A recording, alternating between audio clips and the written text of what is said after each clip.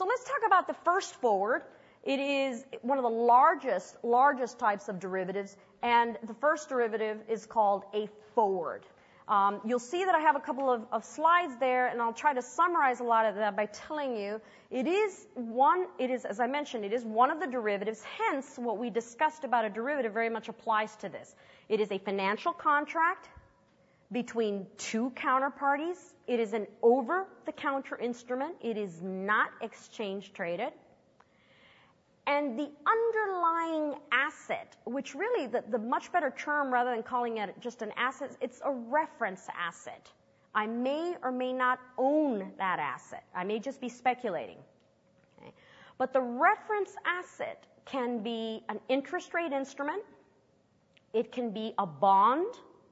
It can be an equity, or it can be a commodity. All of these derivatives, the forwards, the swaps, the futures, the underlying reference assets are those four classes that I've mentioned. Interest rate, equity, commodity, and foreign exchange. Okay? So what are we agreeing about? We're going to agree today that we are going to transact possibly cash for an asset, or maybe just cash, sometime in the future. Don't get that confused with the future instrument. Sometime in the future. And we are going to agree today on what those assets are being exchanged. We're going to agree on the price. We're going to agree what is the underlying asset. But we're not going to transact anything today. I'm not paying you a single penny today.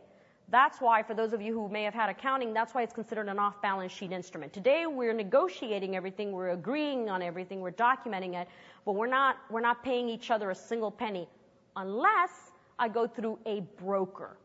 If I go through a derivatives broker who is then going to go find me a counterparty out there for my transaction, then obviously I have to pay him his commission.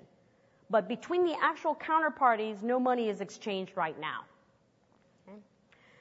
They are, as I mentioned, traded over the counter, so they're not directly regulated. There's nobody there who's saying, wait a minute, why did you do that forward? Obviously, your bank, hopefully, will have a good credit risk management group, which will already have determined what's the size of the instrument that you can trade in, with whom can you trade, what maturities. That's all the responsibility of the credit risk group and is obviously a part of risk management.